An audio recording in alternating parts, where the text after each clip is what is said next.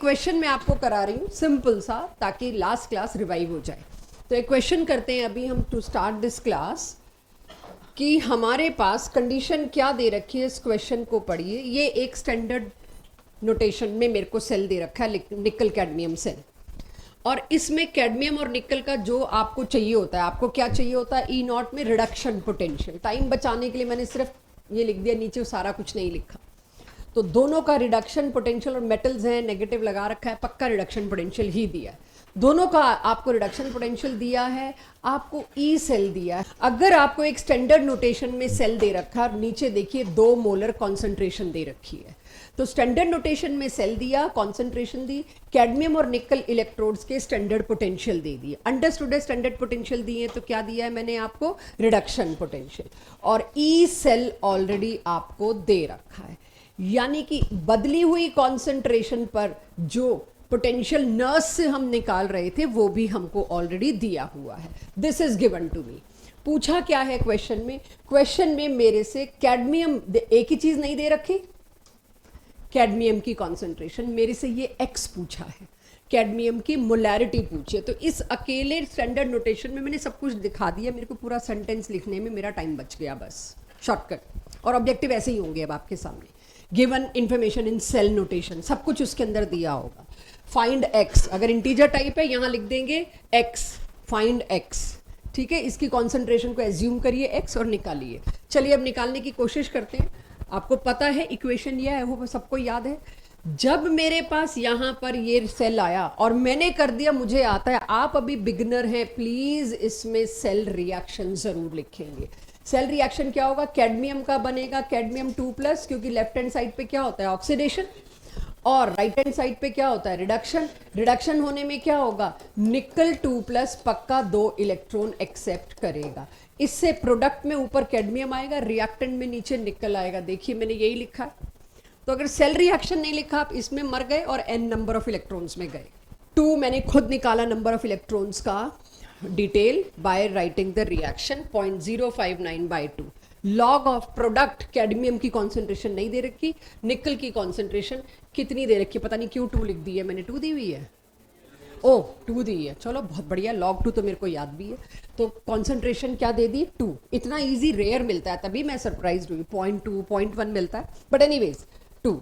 अब इस सारे को सॉर्ट करके मेरे पास ये आ गया।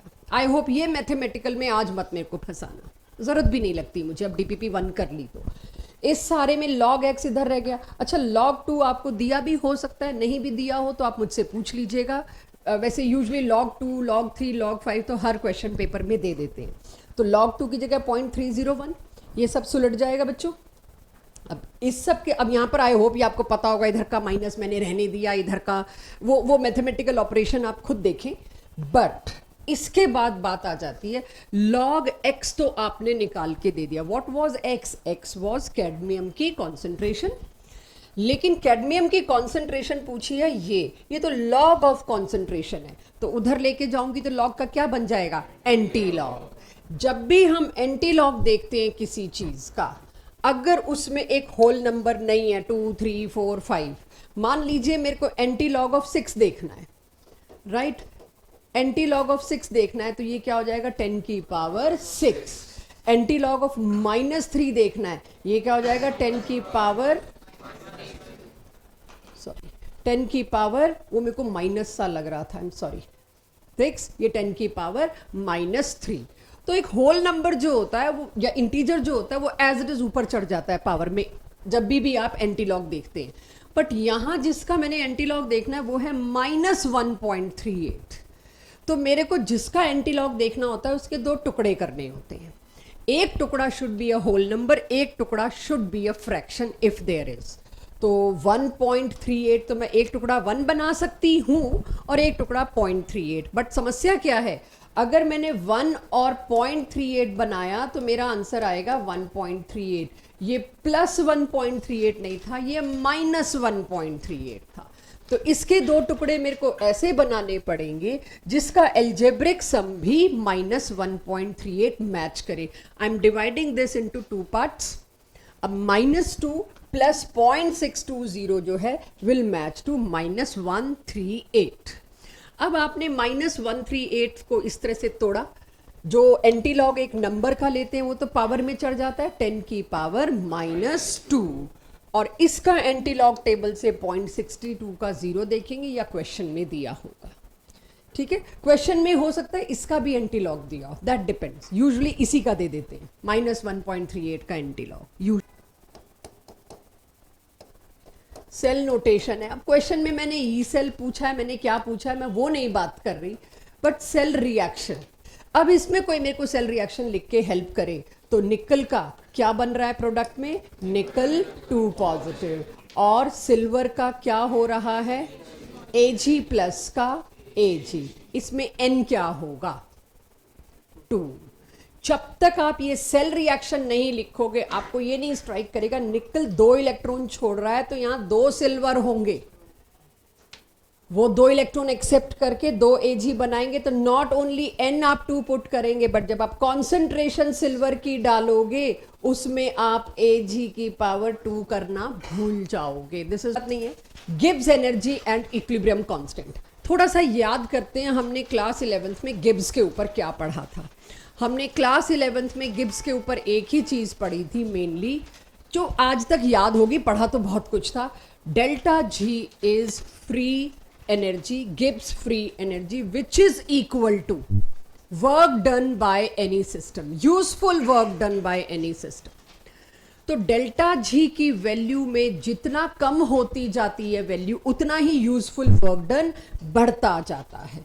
तो मैं लिख देती हूं जो हम क्लास 11 से लेके आए, डेल्टा जी अगर नेगेटिव है तो कोई भी रिएक्शन क्या था, स्पॉन्टेनियस, और delta G negative is nothing but equal to maximum work done obtained. किसी भी प्रोसेस से कितना यूजफुल वर्क डन आप निकाल सकते थे, तो अक्सर हम ऐसा लिखते थे W maximum is minus delta G.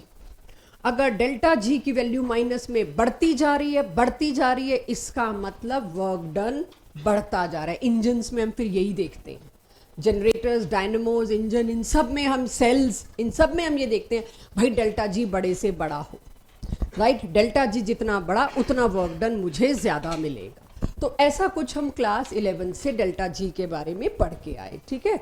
तो अब ये तो पता है जी वर्क डन के बराबर है एवरीवन, तो डेल्टा जी के आगे का माइनस इधर ले आऊं चलेगा। लेकिन इलेक्ट्रिकल वर्क डन क्या होता है, electrical work done W is equals to NFE, ये होता है।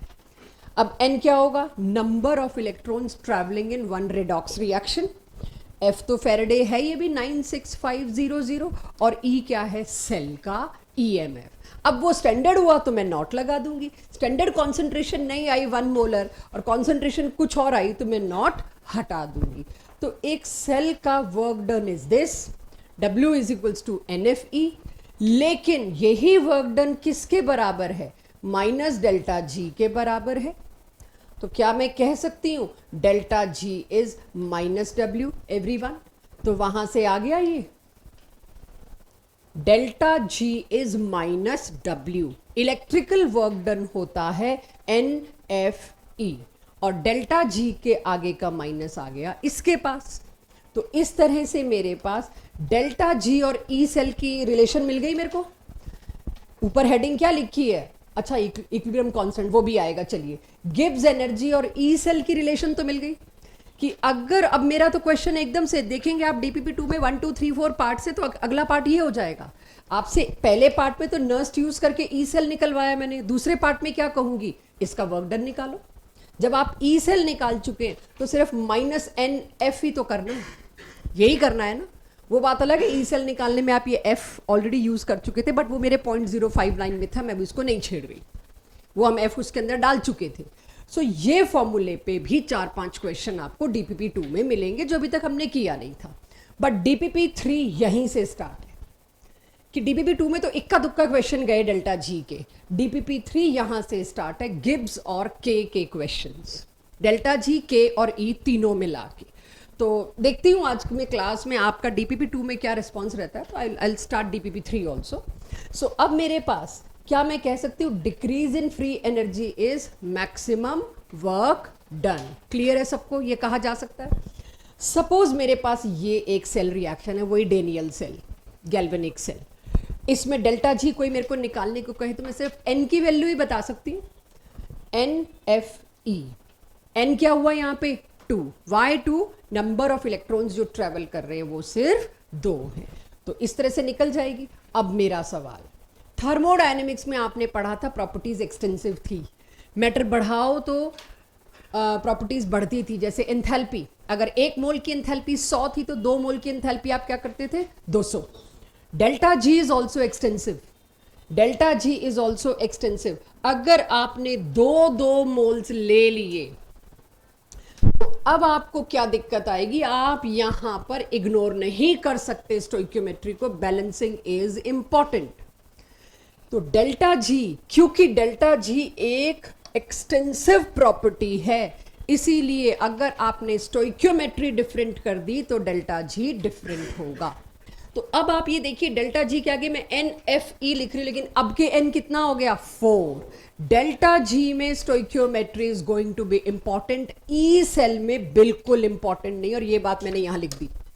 इन दोनों इक्वेशंस के लिए ई नॉट सेम रहेगा क्योंकि इंटेंसिव है, लेकिन इन दोनों इक्वेशन के लिए डेल्टा जी क्या होगा? डिफरेंट। एक के लिए 2Fe, एक के लिए 4Fe, क्योंकि ये एक एक्सटेंसिव प्रॉपर्टी है। इतना क्लियर सबको, एवरीवन?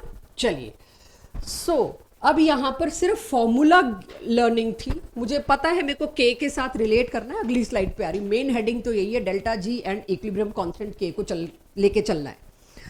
बट अगर सारी की सारी स्पीशीज की कॉन्सेंट्रेशन को मैं यूनिटी रख दूं तो मेरा ई सेल क्या हो जाता है? ई नॉट सेल, यही पढ़ के आ रहे हैं। तो डेल्टा जी नॉट क्या हो जाएगा? Minus N F E naught, बस नॉट लग जाना है दोनों पे। तो कॉन्सेंट्रेशन अगर 1 रही तो नॉट, 1 के अलावा कुछ रही तो नॉट हटा दिया जाएगा। तो सब आपने देखा, ई और जी को मैंने रिलेट कर दिया, डेल्टा जी और ई को मैंने रिलेट कर दिया। अब मैं इक्विलिब्रियम कांस्टेंट के को डिराइव करूंगी नर्स्ट से, और फिर अपने आप सब कुछ आ जाएगा। तो हम नर्स्ट इक्वेशन से क्या डिराइव करने वाले हैं? इक्विलिब्रियम कांस्टेंट के। क्या सभी को इक्विलिब्रियम कांस्टेंट के पता है? के इज इक्विलिब्रियम कांस्टेंट पर ratio of concentration of products divided by concentration of reactants raise to power stoichiometric coefficient. और इक्विलिब्रियम पर डेल्टा जी क्या होगा? 0। इक्विलिब्रियम पर डेल्टा जी 0 होता है, ठीक है। चलिए, अब अगर मैं नर्स्ट इक्वेशन, दोनों साइड नॉट लगा दिया है, अब अगर मैं Nernst equation simple Daniell cell के लिए लिखूं, यही होगी। अब तो ये रट गई होगी, पक गई होगी सुन के। इक्विलिब्रियम के वक्त क्या होगा? जब इक्विलिब्रियम आ गया, cell is not passing on any current, तो ई सेल क्या हो जाएगा? 0। तो इसकी जगह मैं 0 पुट कर दूं बच्चों, देखो बाकी तो तुम्हारे सामने। अब जब इक्विलिब्रियम आ गया, concentration of product bye reactant will become what? Kc लिख दूं, आ गया मेरे पास इक्विलिब्रियम कांस्टेंट के। नाउ लॉग Kc क्या कहलाएगा? चेक। जब ये साइड 0 हो गई, लॉग Kc के बजाय बाकी सब समान एक साइड हम ले आए, तो यही होगा। पहले ई सेल को ले आओ, फिर उसको ले आओ, आपके पास लॉग Kc ये बचेगा। यानी इक्वेशन नंबर 2 मेरे को लॉग Kc और ई नॉट सेल का रिलेशनशिप देती है। ऑल्दो वो प्रेजेंटेशन बहुत अच्छी नहीं है, प्रॉपर प्रेजेंटेशन मेरे पास कहाँ आती है? वो आती है अभी पहले इक्वेशन 2 पे बताइए, ये सबको क्लियर? हाँ जी। क्यों? मेरा एफ तो इसके अंदर चला गया था, वो अभी वहां पहुंची नहीं 3 पे, अभी 2 पे हूं। मुझे पता है अभी 3 में क्या हो रहा है, पहले मुझे 2 तक लेके आइए। 2 तक सब ठीक? अब इक्वेशन नंबर 2 में मैंने क्या किया है? E naught cell, E naught cell is this. ये क्या किया है मैंने, मुझे बताइए। 0.059 को खोला ही है शायद, या कुछ और किया है? ना, कुछ और किया है। देखो भाई, पहले तो ई सेल को उधर ले गई, फिर लॉग Kc को इधर लाई, राइट, और 0.059 को ओपन किया। बताओ मेरे को कहां से आ रही है ये थर्ड इक्वेशन?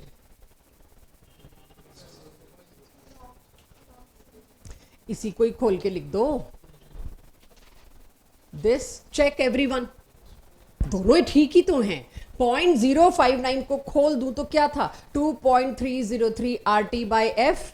मैं 1 से ही तो 3 बना रही हूं, कुछ नहीं ला रही। 2 अपनी जगह अभी है भाई, 2 को नहीं छेड़ रही मैं, 2 में मैं नहीं छेड़ रही क्योंकि लॉग केसी और ई सेल की तो मेरे पास यही है। लेकिन क्या मैं इससे ये भी लिख सकती हूँ, बात तो है कि ऐसा ना हो ना 0.059 लिखते लिखते भूल ही जाओ 2.303 RT बाई एनएफ था एक्चुअली। क्यों है वो थोड़ी देर में पता चलेगा, क्या जरूरत पड़ गई थी खोलने की, वेट। अब आप यहां पर देखिए, क्या मैं इस इक्वेशन से ये लिख सकती हूं, ज्यादातर आपको केसी पूछा जाता है, लॉग केसी इसीलिए मैंने इक्वेशन ऊपर ये दे दी। अक्सर केसी पूछते हैं, लॉग केसी, तो केसी पूछेंगे तो एंटी लॉग लेंगे, इसलिए मैंने इस इक्वेशन को ऐसे भी लिख दिया, ऐसे भी लिख दिया, आपकी मर्जी है, आप कैसे भी इस्तेमाल करें। और ये इसलिए लिखा है, वो अगली स्लाइड पे पता चलेगा ये क्या जरूरत थी आपको करने की। 0.059 को आपने अच्छा खासा पहले बताया और अब फिर से खोल दिया, आ रहा है वो भी काम आ रहा है। इक्वेशन 3 का अगली स्लाइड पे, बट क्या इक्वेशन 1 तो क्या ही है, खैर 2 और ये समझ गए एवरीवन, सबकी कॉपी में होनी चाहिए। आज मेरे को क्वेश्चन इसी के कराने हैं, तो ये इक्वेशन सबके पास होनी चाहिए कि मेरे को ई नॉट सेल और केसी के बीच रिलेशनशिप मांगी एक क्वेश्चन में, तो मेरे पास फॉर्मूला देखने के लिए पन्ने पलटने का टाइम नहीं होना चाहिए, याद होना चाहिए। ठीक है, आगे चलूं। अच्छा, equation, relation between delta G and K. Now I know everyone, look here, delta G इसके लिए डेनियल सेल के लिए ये होगा, सभी बताइए, minus N F E, N की जगह 2 पुट कर सकते हो आप लोग, तो वो कर दिया मैंने। क्या मैं यहां से put the value of E not, यहां पर ई नॉट की ये वाली वैल्यू पुट कर सकती हूँ, ई नॉट तो ये भी है ही, तो मैंने यहां पर ई नॉट की वो वाली वैल्यू पुट करनी है अब दिस, क्योंकि मेरे को एनएफ उसमें भी है, एनएफ इसमें भी है, काटना है उसको, ताकि कैलकुलेशन आप पे बहुत लंबी पड़ेगी। फेरेडे यहां भी लेके चलोगे, फेरेडे फिर वहां लेके चलोगे, जो कि कट रहा है। तो ई नॉट सेल की ये भी एक रिलेशनशिप है विद लॉग केसी, इसी से वैल्यू उठा के मैंने ई नॉट की ये पुट कर दी, चेक कर दिया पुट। अब मेरे को क्या फायदा हो रहा है, शुरू से मेरा फेरेडे छोटी टर्म नहीं है, 96500, अब मेरे को फेरेडे का इस्तेमाल ही नहीं करना, मेरी कैलकुलेशन बहुत इजी हो जाएगी, इतनी बड़ी टर्म हट गई, तो एफ और एफ हट गया। अब जब एफ और एफ हट गया, यहां पर भी एन था एवरीवन, वो भी कटा गया, एन एफ कट गया, तो मेरे पास डेल्टा जी और केसी की कितनी छोटी रिलेशन आ गई, -2.303 RT लॉग केसी। अगर मैं ओपन अप नहीं करती तो मेरा ये एन एफ नहीं कटना था, मुझे ये इक्वेशन कैसे लेके आती, रटानी पड़ती, विच इज इलॉजिकल। तो आपके सामने है ईज, डेल्टा जी और के, तीनों कैसे एक साथ आ गए, डेल्टा जी और केसी, ये आपके सामने। अब नेचुरल लॉग लिख दोगे तो 2.303 भी गायब हो जाएगा। तो यहां पर नर्स्ट और उससे रिलेटेड एनसीईआरटी बेसिक की इंफॉर्मेशन खत्म हुई। जहां भी नेचुरल लॉग होता है उसको लॉग बेस्टन करने के लिए 2.303 लॉग करते हैं ना, तो अब के मैंने इसकी जगह ये कर दिया नेचुरल लॉग, ये तो हमने बहुत किया 11th में। क्वेश्चन स्टार्ट करते हैं। आपके पास सब्जेक्टिव डीपीपी का फर्स्ट मैंने करा दिया था, सेकंड में अब आपको करा रही हूँ डीपीपी 2 का सब्जेक्टिव क्वेश्चन नंबर 2। वो आप पढ़िए और देखिए क्या कहा गया है उसमें, और आप ही जवाब देंगे। थ्योरेटिकल के तो न्यूमेरिकल में अभी 2-4 मिनट रुक के कराऊंगी। क्वेश्चन 2 में कहा गया, एक सेल है, in a cell reaction the equilibrium constant k is less than 1, is E naught for the cell positive और नेगेटिव। निशान क्या होगा, नेगेटिव। अगर ये लेस देन 1 है तो मतलब क्या है, 1/2, 1/3, 1/10 कुछ भी है, तो ये तो आ गई ना वैल्यू नेगेटिव में। लॉग में नीचे जो चीज़ है वो अपने आप ही यहाँ पे माइनस लॉग कर देगी, माइनस हो जाएगा तो ई सेल क्या हो जाएगा ऐसे केस में। मतलब क्या हुआ ई नॉट सेल नेगेटिव का, सेल इज नॉट फीजेबल। यानी अगर तुम्हारा केसी 1 से छोटा आया है तो सेल नहीं बन सकता। For a cell to be feasible now, E naught cell should be positive and K should be greater than 1, पढ़ाया नहीं, यही दे दिया क्वेश्चन में। किसी सेल के फीजिबल होने के लिए के जो है वो ग्रेटर देन 1 होना चाहिए। अब ये कॉन्सेप्ट आपके पास पहुंचा दिया फॉर फीजिबिलिटी। फीजिबिलिटी के लिए के का 1 से बड़ा होना कंपल्सरी है। Expect this question in your boards objective also. बिल्कुल एनसीईआरटी बेसिक चल रहा है अभी। अच्छा, बी पार्ट देखिए तो क्या है। बी पार्ट है what will be the value of K if E naught cell is 0। Very obvious, log K C क्या हो जाएगा 0। किस चीज का लॉग 0 होता है 1 का। इसका मतलब के सी इज 1, राइट। तीसरा पार्ट शायद इसी का होगा। ये आपको एक तीसरा पार्ट यही है, तो ये मैं सिर्फ बता रही हूं, क्या सॉल्व नहीं करेंगे, ये आप कर चुके हैं। ये एक सेल दे दिया गया, इस सेल में आपसे क्या पूछ लिया गया थर्ड पार्ट में, मतलब आप हेल्प कर देंगे मेरी hopefully. What will happen if value to the value of EMF of the following cell if concentration of electrolyte in anode compartment is increased. Anode कौन सी थी इसमें, यानी किसको इंक्रीज कर रहे हो, नर्स लिखा नीचे, ये इंक्रीज होगा तो इस पे क्या असर पड़ेगा। ये टर्म बड़ी हुई तो ये टर्म बड़ी हुई, सब्ट्रैक्ट होने वाली टर्म बड़ी है तो ई सेल क्या हो जाएगा डिक्रीज। तो इससे ई सेल पे क्या असर पड़ा, वो हुआ डिक्रीज। तो ये एक थ्योरेटिकल क्वेश्चन था जो आपका स्टेटमेंट वाइज चीजों को चेक कर ले कि आपको तरीका मिल जाए आपको कैसे निकालना है। सिंपल मैथमेटिकल कॉन्सेप्ट है। तो क्वेश्चन नंबर 2 सब्जेक्टिव का हुआ बच्चों। अब इस पूरे में सब्जेक्टिव में एक निगाह मारिए। Very hot selling cake this, ये बहुत प्यारा टॉपिक है। ये मतलब वो है जो क्वेश्चन देख के अक्सर बच्चे छोड़ते हैं, जबकि छूट सा जाता है, जबकि ये इजीएस्ट है अगर कोई यहां से पूछे। How to calculate E naught of an electrode by given value of other E naughts. ये पहले मैं आपको कहीं थोड़ा पीछे लेके जाती हूँ। जब हम थर्मोडायनेमिक्स पढ़ रहे थे तो हमने ये देखा था A gives B, C gives D, इस इक्वेशन की एंथैल्पी इज दिस, इस इक्वेशन की एंथैल्पी इज दिस, और मैं आपसे मांगती थी A plus C gives B plus D की एंथैल्पी दीजिए। हेस लॉ जैसा कुछ था। क्या करते थे, दोनों इक्वेशन को ऐड करते थे। जब दोनों को ऐड करते थे तो क्या हो जाता था, सेम ट्रीटमेंट डेल्टा एच पे। एक्सटेंसिव प्रॉपर्टीज के साथ आप ऐसा कर सकते हो। अच्छा, कहीं मेरे को इक्वेशन उल्टी करनी पड़ती थी तो डेल्टा एच का क्या लगाते थे, माइनस डेल्टा एच। याद है वो सब कुछ। तो जो भी एक्सटेंसिव प्रॉपर्टी का डीलिंग होगी उसमें ये काम चलेगा। जो बिहेवियर तुम इक्वेशन के साथ करोगे वही बिहेवियर डेल्टा जी के साथ करोगे, पूरे डेल्टा एच के साथ। किसी इक्वेशन को 2 से मल्टीप्लाई करते थे तो इसको भी 2 से मल्टीप्लाई करना पड़ता था। किसी को 1/2 से मल्टीप्लाई करते थे तो इसको भी 1/2 से मल्टीप्लाई करना पड़ता था।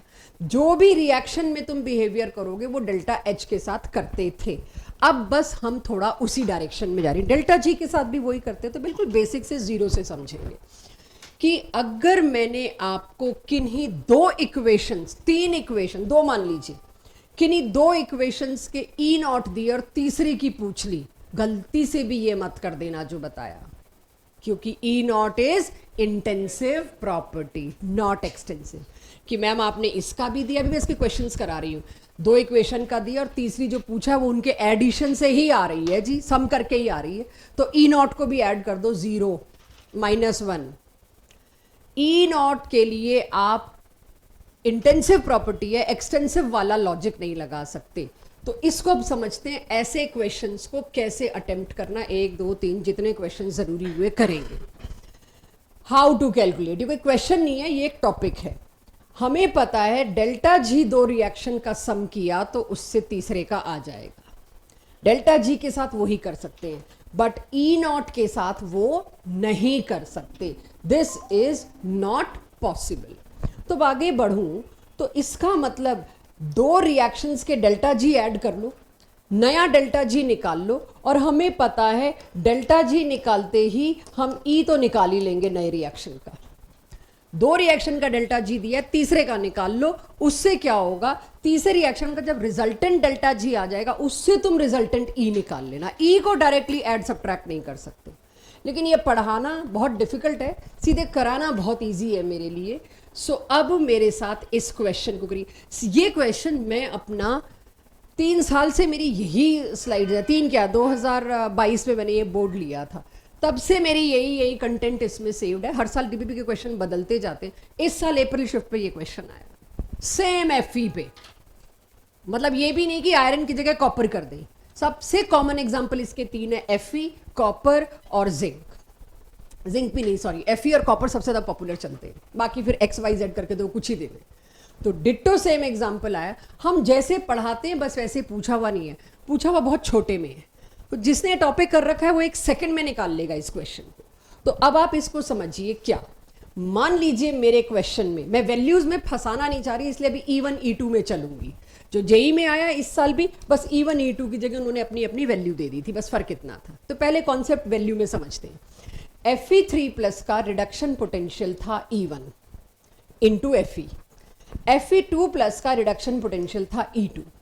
और क्वेश्चन ये है, इस साल का भी क्वेश्चन ये, बस ऐसे सजा के इलेबोरेट करके नहीं दिया, एरो एरो में सब कुछ दे दिया। Find E0 of this. तो सबसे पहले मेरे को एम निकालना है कि मेरे को निकालना क्या है ये तो बताओ, आगे चलते हैं।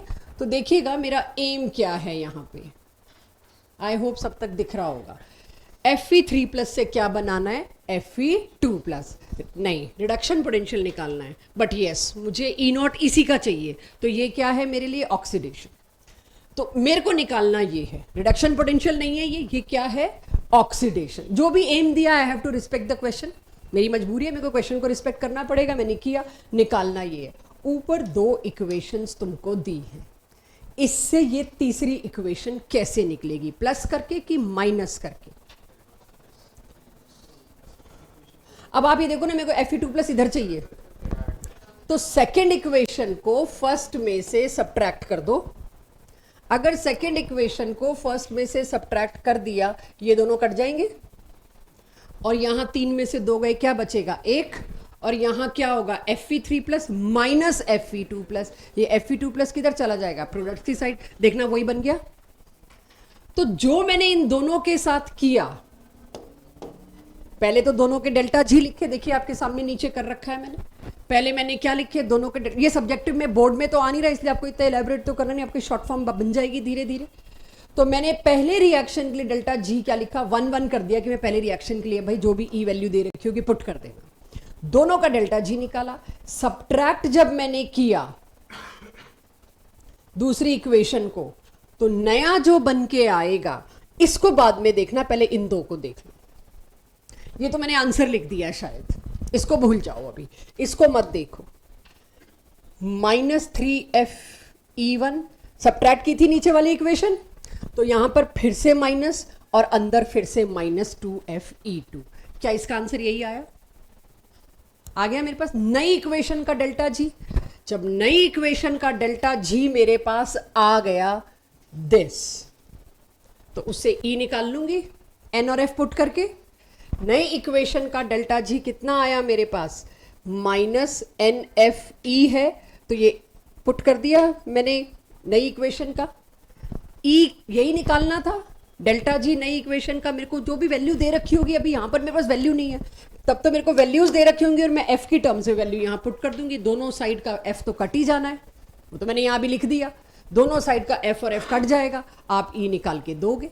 करना है आज इरादे से ये है कि ज़्यादा पढ़ाना नहीं है, आज डीपीपी का लोड कम करना है। ये है जो मैंने कराया, बस मैंने E1 E2 दे दिया था, अब तुम्हारे पास वैल्यूज़ आ गई, तुम्हें रियलिटी पता चल जाएगी। वहाँ तो E1 E2 से थोड़ा अजीब ही हो रहा था। प्रो कैलकुलेट, किसी को वैल्यू में इशू आए तो उसके लिए मैंने वैल्यू पुट कर दी। तुम्हारी डेल्टा जी की वैल्यू आ गई, जो भी आई x, it is now equal to NFE of this reaction. अब इस रिएक्शन का n कितना है, इसीलिए डेल्टा जी अगर f की टर्म्स में निकालो तो फायदा रहेगा। तो तुम डेल्टा जी की जो वैल्यू निकाल रहे हो उसमें f भी है, xf कर लेती हूं, f और f तो यहीं कट गया। अब तुम जो भी x वैल्यू लाए उसको रखो, यहां पर n क्या है, 1e is equals to your value x, e निकाल लो। सिंपल कॉपर प्लस, इसका ई नॉट बच्चों मेरे को दे रखा है 0.15। दूसरी इक्वेशन है copper plus plus electron gives copper, इसका ई नॉट मेरे को दे रखा है 0.50 वोल्ट। इतना क्लियर बच्चों जो भी देख रहे हैं? एम क्या है मेरा? एम है मेरा Cu2 प्लस से Cu बनाना, ठीक है। अब मैं क्या करती हूं इस क्वेश्चन में, मुझे पता है ये दोनों गिवन है, मैं दोनों के ई को ना प्लस कर सकती हूँ ना माइनस कर सकती हूँ। पहले मुझे बताइए एम कैसे आएगा? तने एम कैसे आएगा? नहीं, एम कैसे आएगा? प्लस करूं कि माइनस? क्यों प्लस करके नहीं आ रहा?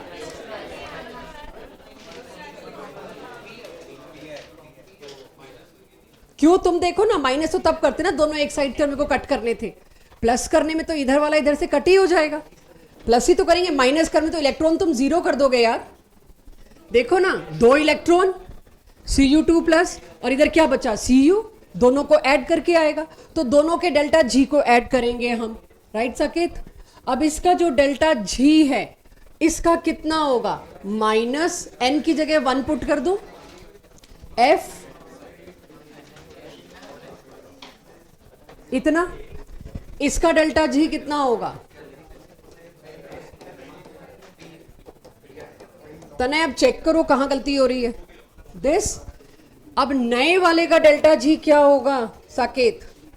-1 F1 भी क्यों ही लिखूं मैं अब,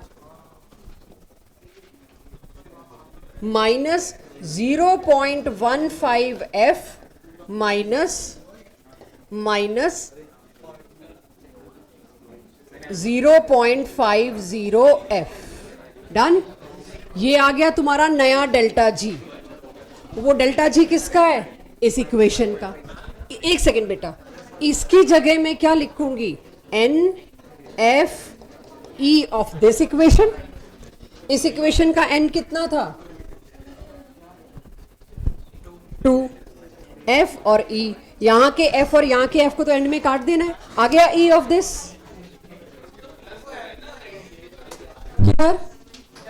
ओ सॉरी, इधर प्लस होगा, समझ गए? डेल्टा जी की वैल्यू यहां लाए और यहां इक्वेट कर दिया। अब पूरा 4th क्वेश्चन, 2nd क्वेश्चन में किसी को भी दिक्कत है प्लीज कंसल्ट। यस -2 F ही नहीं होगा टीचर यहाँ पे आपने? हाँ हाँ हाँ बिल्कुल होगा जी, बिल्कुल होगा जी, बिल्कुल। मतलब अब आपको दिख गया 2 3 दोनों चला दी एक साथ, ठीक है। तो अब डीपीपी 2 पे आते हैं। सब्जेक्टिव वालों के लिए मेरा काम खत्म हो गया है। सब्जेक्टिव वालों को नहीं, एक पीएच वाला क्वेश्चन करके जाइए सब्जेक्टिव वाले, अगर जाना भी चाहें तो। सॉरी वो रह गया अभी जी। एवरीवन अब छोड़ दो जहां हो, जो भी कहानियां कर रहे हो। डीपीपी 2 का ऑब्जेक्टिव पहला क्वेश्चन पढ़िए।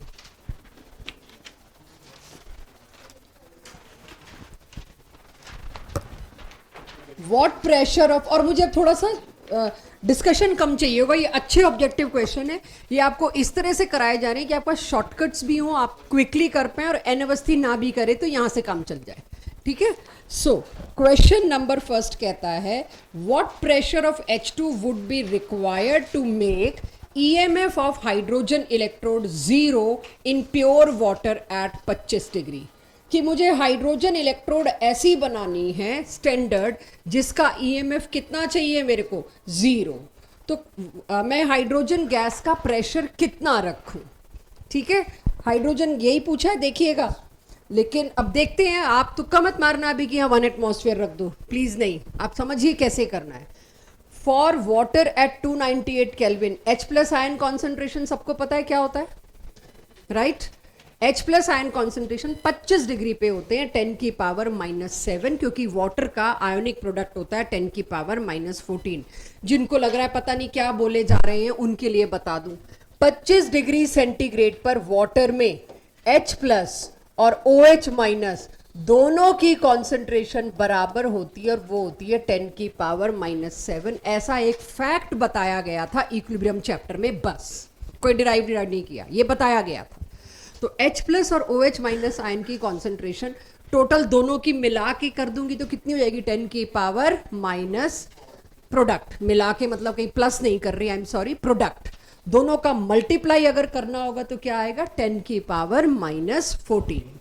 तो अब अगर मेरे को इस क्वेश्चन में कहा गया है कि आपको एक हाइड्रोजन इलेक्ट्रोड बनानी है, जब तक मेरे को क्वेश्चन नहीं समझ आएगा जब तक मैं कोई हाफ सेल या कोई कंप्लीट सेल इक्वेशन ना लिखूं, वरना पता ही नहीं चलेगा शुरू कहां से करना है।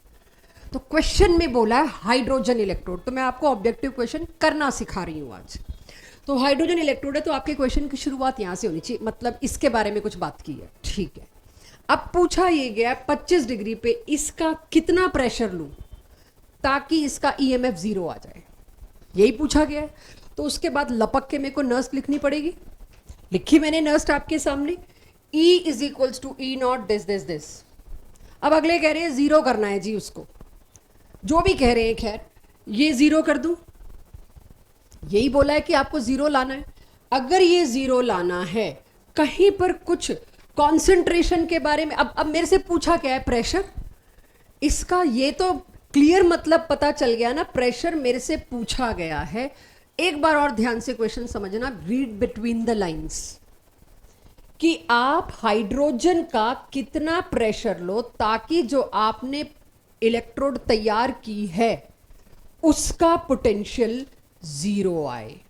ये तो बाई चांस होता ही 0 है, मुझे पता है, लेकिन आप ये कहोगे जब इसका भी 0 है इसका भी 0 है तो ले लो इसको 1 एटमॉस्फेयर, नहीं। अब आप उस डेप्थ में समझिए इस क्वेश्चन को कि मेरे को पता है इसका 0 है तो मैंने थोड़ा सिंप्लीफाई करके नीचे लिख दिया। अब क्वेश्चन ने कहीं नहीं कहा स्टैंडर्ड हाइड्रोजन इलेक्ट्रोड 0 बनानी है, मेरे को कहीं नहीं बोला। क्वेश्चन ने बोला एक हाइड्रोजन इलेक्ट्रोड बनाइए बस। आई एम नॉट श्योर ना ये कितना लिया है, आई डोंट नो। तो जब स्टैंडर्ड होती तो ये भी 1 होना चाहिए था बच्चों, ये 1 तो नहीं है ना, 25 डिग्री पे कितना है, तो ये स्टैंडर्ड नहीं है। कहीं हाइड्रोजन इलेक्ट्रोड पकड़ते ही 0 होना चाहिए, तो इस प्रेशर को तो मैम 1 एटमॉस्फेयर करो। सबसे पहला जवाब आप इसमें 1 ATM दोगे, क्योंकि स्टैंडर्ड हाइड्रोजन इलेक्ट्रोड क्या होती है जिसमें कॉन्सेंट्रेशन यूनिटी, प्रेशर 1 बार या 1 ATM लेके चलते हैं, तभी E नॉट 0 होता है। यहां क्वेश्चन ध्यान से अगर आप पढ़ें, एक हाइड्रोजन इलेक्ट्रोड बनाई गई है 25 डिग्री में वाटर में, कितना प्रेशर लूं ताकि उसका EMF 0 हो जाए, तो कितना प्रेशर लूं 1 ATM। 1 ATM तब बोलोगे जब नीचे भी 1 हो, नीचे तो 1 नहीं है, कहीं दे रखा है क्वेश्चन में कि H प्लस की कॉन्सेंट्रेशन 1 मोलर है, वाटर दिया है। तो वाटर में जब H प्लस की कॉन्सेंट्रेशन स्टैंडर्ड नहीं है तो don't report standard pressure, mistake number 1। आप स्टैंडर्ड प्रेशर 1 एटमॉस्फेयर तड़ाक से किया, टिक और बढ़ गए आगे, नहीं। तो पहले तो क्वेश्चन में समझो कि क्वेश्चन पूछा ही क्यों है। अब मेरे पास आ जाती है सिचुएशन, जो चीज हटा सकती हूं हटाया, और ये now can I put this. अब अगर मुझे कोई कहता है E को 0 करना है तो मैं क्यों अभी 10 की पावर -7 पुट करके अपना सिर दर्द लूं। मैं क्या करूंगी यहां पे, जब मुझे इसको भी 0 पुट करना है तो ये उधर गया, ये भी 0 हो गया, यानी ये पूरा सेक्शन क्या हो गया 0। किस चीज का लॉग 0 होता है, 1 का, इट मींस ये 1 है, राइट। अगर ये 1 है, मेरे को तो लंबा लगेगा लिखने में क्योंकि मेरे को आपको एक एक चीज दिखानी, आपको समझ आ जाएगा तो तड़ करोगे इसको। जब ये चीज 1 है और इसकी वैल्यू अप करो पुट, और मुझे बताइए प्रेशर कितना आना था, 10 की पावर -14 ATM। तो सवाल ये था कि क्वेश्चन में कितना छोटा क्वेश्चन 2 क्या कहता है, एक हाफ सेल पोटेंशियल है हाइड्रोजन इलेक्ट्रोड का acting as anode in a solution of pH, उसका पोटेंशियल निकालना है। What will be the potential of a hydrogen electrode acting as an anode in solution of pH is equals to 2। तो this seems little easy. मैंने लिखी Nernst equation, और उस Nernst equation में मेरे को ये पूछा है, ये तो पता ही है 0 पुट कर दूंगी। मैंने पहला काम किया इक्वेशन लिखने का, यहां आया 1, H प्लस की जगह क्या लिखना है मेरे को, pH कितना दिया 2, तो 10 की पावर -2। तो अब उसके बाद तो बस, और इसका शॉर्टकट वैसे मैं लास्ट क्लास में करवा आई थी, तो ऑब्जेक्टिव वाले बच्चों को मैं कहूंगी ये शॉर्टकट पकड़ो, सीधा फॉर्मूला लगाओ। हाइड्रोजन इलेक्ट्रोड के पोटेंशियल और पीएच में डायरेक्ट रिलेशनशिप तुमको दी है, इस स्टेप से और इस स्टेप से भी बचो, जरूरत ही नहीं है पहले 2 स्टेप्स की, यहां स्पीड मेंटेन होगी। तो ये करो और उसके बाद आंसर आपके सामने। क्वेश्चन थर्ड कहता है the oxidation potential of 0.05 molar H2SO4 is. कितना छोटा कर दिया क्वेश्चन। अब आप ये मत पूछो इसमें इलेक्ट्रोड शब्द नहीं दिया, इसमें हाइड्रोजन इलेक्ट्रोड दी नहीं, हमें कैसे सपना आएगा। धीरे धीरे क्वेश्चन छोटा होता जा रहा है कि आपको अंडरस्टूड है, पता होना चाहिए। अब सल्फ्यूरिक एसिड, एसिड में किसके आयंस होते हैं? H plus. H प्लस का पोटेंशियल ही तो पूछा है आपसे, आपको पता है उसका रिएक्शन क्या होने वाला है? रिएक्शन ये होने वाला है, H2SO4 दें, वाटर दें या HCl दें, सभी में H प्लस का रिडक्शन पोटेंशियल मांगा गया। तो क्वेश्चन की लेंथ कितनी छोटी होती जा रही है। बट मेरे को कहा गया है इतने मोलर H2SO4, उसमें प्रोटॉन डबल होंगे क्योंकि एक H2SO4 2 प्रोटॉन रिलीज करता है, तो 0.05 कितने रिलीज करेगा? उसके दुगने, तो 0.1 मोलर। बस अब क्या करना है मेरे को, यहां पर 0.1 यानी 10 की पावर -1 पुट करना है एंड ऑल योर्स। तो इससे अब मैं किसी भी एसिड का नाम लेके आपसे निकलवा सकती हूँ पोटेंशियल की। जिस बच्चे को पता है एसिड माने H प्लस, उसको पता है हाइड्रोजन इलेक्ट्रोड की बात हुई। Understand this. फोर्थ क्वेश्चन में घुसो खुद। हाँ, अभी मैंने इसको कंप्लीट नहीं लिखा है, बस इतना कर दिया, इसके बाद आप पकड़ लोगे। ठीक है, बिल्कुल। अगर ऑक्सीडेशन पोटेंशियल पूछा है तो उल्टा कर देना। यस। फिफ्थ क्वेश्चन देखो, ऑब्जेक्टिव। एवरीवन पहले फिफ्थ देखो बालको, जरूरी है मेरे लिए।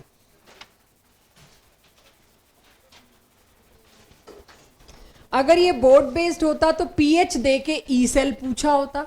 सिंस ये कॉम्पिटिटिव है तो ई सेल दे के पीएच पूछा है। एक बार इस क्वेश्चन को इत्मीनान से पढ़िए पहले क्या लिखा है, फिर 7th पे जाएंगे। तो डीपीपी का फिफ्थ क्वेश्चन क्या कहता है कि एक सेल है, पूरा डिटेल दे रखा है सेल का, उसका ईएमएफ भी दे रखा है, उसका स्टैंडर्ड पोटेंशियल भी दे रखा है। आपसे पूछा है उस सेल में अगर जिंक की कॉन्सेंट्रेशन 0.1 है तो बताइए उसका पीएच कितना होगा। यही पूछा है एवरीवन। तो मैंने सबसे पहले तो नर्स्ट लिख दी, keeping one thing in mind कि मेरे पास सेल रिएक्शन है। फिफ्थ क्वेश्चन में सेल रिएक्शन दिया है, इसीलिए मैंने सेल रिएक्शन नहीं लिखा, सीधे मैंने आपको नर्स्ट लिख के दिखा दिया। अब जब सारी वैल्यू पुट हो गई तो आपको, जिनको पीएच 11th में क्लियर नहीं था, ये उन्हीं को सुनना समझना चाहिए, बाकी तो लोग कर लेंगे। इसके बाद मैथ्स ही है, केमिस्ट्री तो यहाँ खत्म हो गई। इसके बाद अगर आप देखें तो मैंने क्या किया है, log 10 की पावर -1 जो नीचे था उसको ले आई, रेज टू पावर 2 को आगे, 2 log H प्लस, log में पावर एज इट इज आगे आ जाती है। अब इसके आगे मुझे पता है minus log of concentration of H plus is nothing but pH। मैंने लिख दिया 2pH। अब ये ब्रैकेट खोला, इससे मल्टीप्लाई किया, इससे मल्टीप्लाई किया, और करते करते करते मैंने बहुत सिंपल ओपन कर करके कैलकुलेशन की है। You will be with pH आपको धीरे धीरे निकलता दिखेगा। तो बहुत छोटा छोटा मैथमेटिकल ऑपरेशन, मतलब मैंने एक स्टेप में एक ही चीज़ की, और आप तो 3 का 1 बना सकते हो आराम से। मतलब मैंने 2 और उसको काटने की भी हिम्मत नहीं की कहीं कुछ कट रहा हो। तो सारा कुछ ऐसे लेके आई हूँ कैलकुलेशन, ये कटा, ये pH अभी यहाँ पर है। अब इस सारे को एक साइड ले जाऊं, और pH है डिवाइड में इसको ले जाऊंगी। तो इस सारे को जब मैं एक तरफ लेके गई तो मेरे पास ये इधर बचा और ये इधर। pH is 0.509 divided by 0.059, pH is 8 point something। सारा मैथमेटिकल था, मैंने बहुत लेंदी किया है फॉर दोज जो कैलकुलेशन में थोड़ा ट्रैप होते हो, खासकर नीट के बच्चे। एक एक स्टेप उनको लॉग का दिखाया कि उन्हें दिक्कत नहीं आनी चाहिए। बाकी मैथ्स वाले बच्चों के लिए तो कुछ भी नहीं है, कुछ भी दे रखा है। H प्लस है तो मुझे पता होना चाहिए क्या है। जैसे H2SO4 लिया था तो उसने सॉल्यूशन में क्या रिलीज किया था, H प्लस, और आपने हाइड्रोजन इलेक्ट्रोड पकड़ी। ऐसे ही इतनी बड़ी एक इलेक्ट्रोड दे दी मेरे को, वो रिलीज क्या कर रहा है, H प्लस। तो मेरे को तो H2SO4 हो, HCl हो या ये हो, रिलीज H प्लस कर रहा है, तो मामला तो इलेक्ट्रोड पोटेंशियल कौन सा है, H प्लस का। तो इक्वेशन तो वही बनेगी, 2H plus plus 2 electron give H2। Equation तो यही बनेगी। ठीक है, चेक। 2 H निकले तो ये एसिड था लाइक H2SO4। 1 मोलर से कितना निकला होगा? शायद 2। तो H2SO4 से आपने 2 किए, इन्होंने साफ दे दिया इससे भी 2।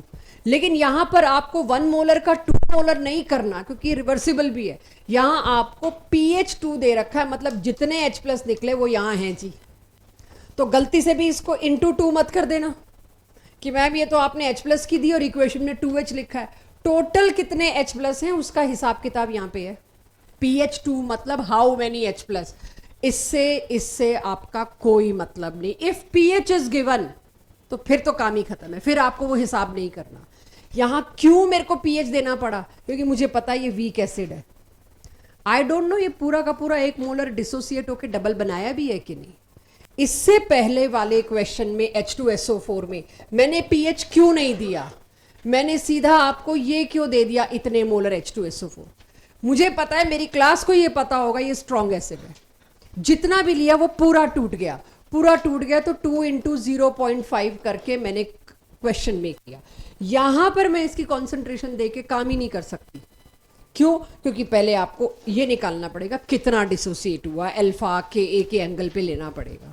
बट अगर क्लियरली मेरे को क्वेश्चन में दे दिया है कि H प्लस जो निकल रहा है उसकी कॉन्सेंट्रेशन कितनी है, pH 2, मुझे सिर्फ इस क्वेश्चन में pH 2 से मतलब था, मुझे इससे मतलब ही नहीं था।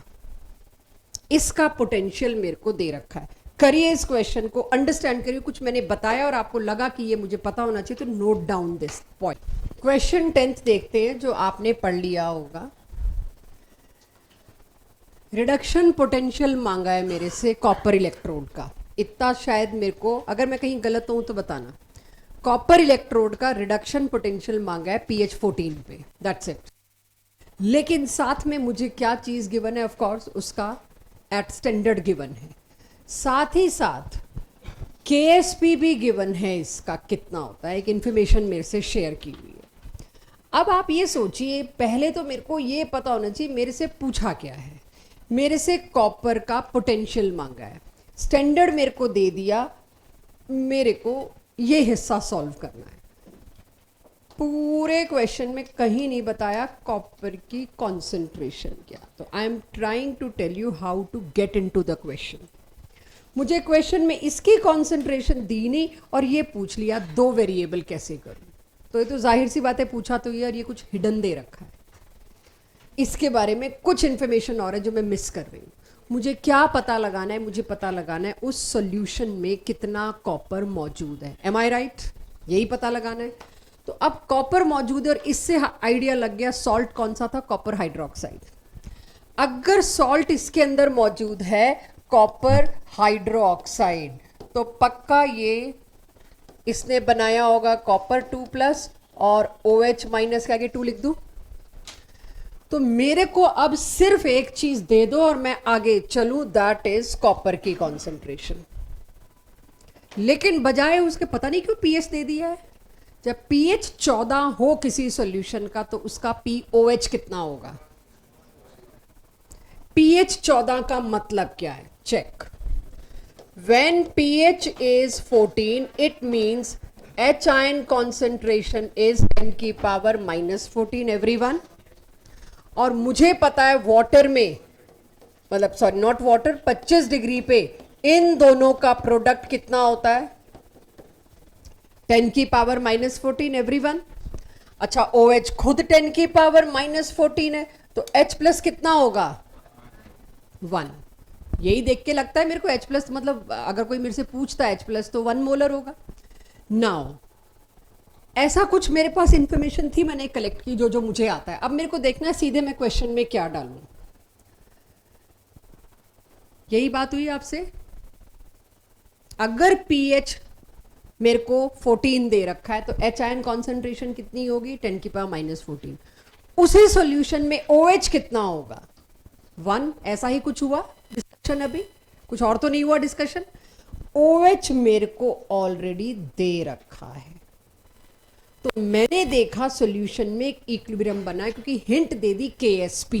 KSP मतलब रिएक्शन रिवर्सिबल है, जितना ये था टूट के सारा नहीं गया।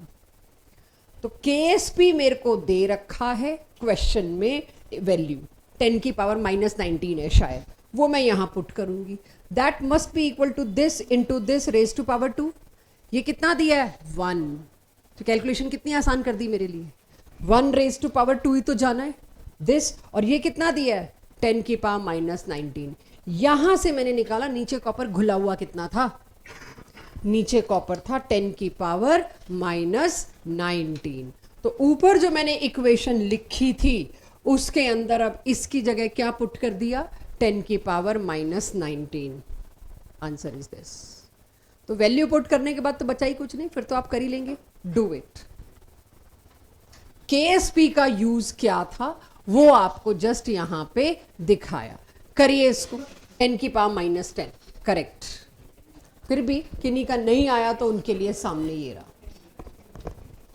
बट प्लीज इसे कॉपी पेस्ट मत करना, समझना. ये तो आपको सोल्यूशन में भी दे रखा है हमने. कोड को स्कैन करेंगे आप क्यूआर कोड को तो आ जाएगा.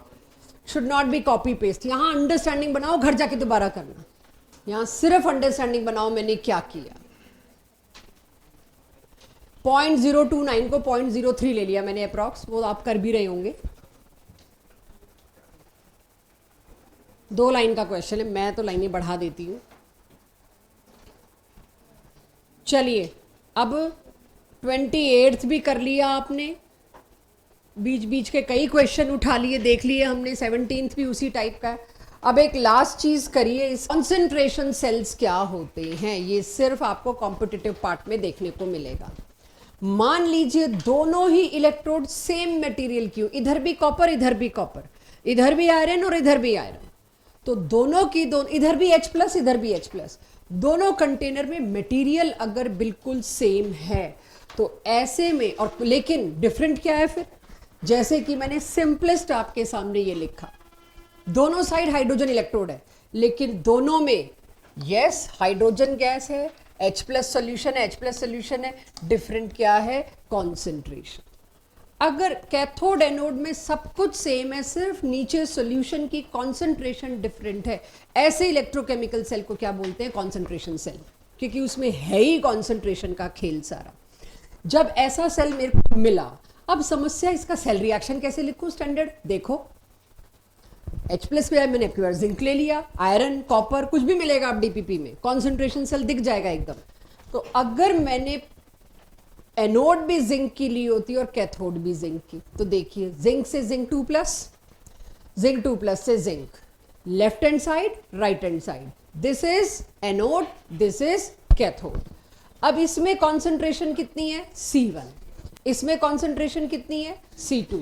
सेल रिएक्शन मैंने ब्लू और रेड से किया है फर्क के लिए कि आपको पता रहे अब मैं कौन से को C1 कौन से को C2 बोलूंगी. इसके लिए मेरे को यहां पर नर्स्ट लगानी थी. तो अगर मैंने C1 किसको बोला है बच्चों एनोड वाले को, तो ये कह दूं C1 इसको बोला है. चेक कर लो, सारा खेल इसमें C1 C2 का, बाकी कुछ नहीं पढ़ाना, सिंगल स्लाइड है. अब इसके अंदर ऊपर क्या किसकी कॉन्सेंट्रेशन आएगी ऊपर. C1 मैंने एनोड वाला लिया है कंटेनर. एनोड वाले कंटेनर की कॉन्सेंट्रेशन है C1 जिसमें जिंक गिर रहा है नीचे. ऊपर किसकी कॉन्सेंट्रेशन आएगी हमेशा C1 यानी एनोड, और नीचे किसकी आएगी कैथोड. लेकिन अगर यहां प्लस कर दूं माइनस की तो पलट जाएगा. इतनी मैथ्स तो हम मानते हैं हमें आई जाएगी. एंड वही चीज मैंने नीचे कर रखी है. आपको ध्यान देना होगा माइनस की प्लस, पहली चीज तो. चलिए ई सेल कब पॉजिटिव होगा, इन दोनों में से कौन सा बड़ा होना चाहिए. C2 बड़ा होना चाहिए. C2 बड़ा होगा तो ये नहीं, ऐसा जरूरी तो नहीं है. देखो इससे ले लो, ज्यादा बेटर है.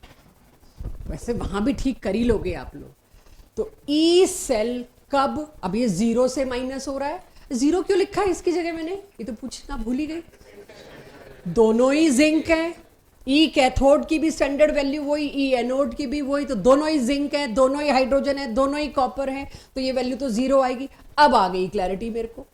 भाई इसके आगे माइनस है, मुझे इस वैल्यू को पॉजिटिव करना है तो किसको बड़ा होना पड़ेगा C2 को. इधर तो वैसे भी दिख रहा है. अच्छा यहां लिखा हुआ था E cell is positive only and only if cathodic container में कॉन्सेंट्रेशन ज्यादा हो, एनोडिक कंटेनर में कॉन्सेंट्रेशन कम हो।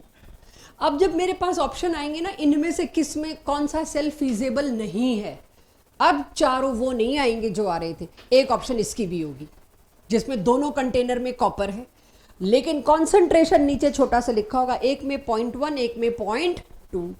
कैथोडिक कंटेनर में 0.2 है तो यस, लेकिन अगर एनोडिक कंटेनर में बड़ी वैल्यू है तो answer is no, cell feasible नहीं होगा। तो ये है आपका कॉन्सेंट्रेशन सेल। कैसे ये काम करता है? Oxidation takes place in container which is low in concentration. ये स्टेटमेंट्स में बहुत तगड़ा मिलने वाला है कि कॉन्सेंट्रेशन सेल्स में जिस कंटेनर में कॉन्सेंट्रेशन कम थी वो एनोड था, और वो अगर एनोड था तो उसमें कॉन्सेंट्रेशन कम थी। दोनों बातों को रिलेट कर लेंगे। ऑब्वियसली एनोड पे ऑक्सीडेशन होता है, ये तो आपको आता ही है।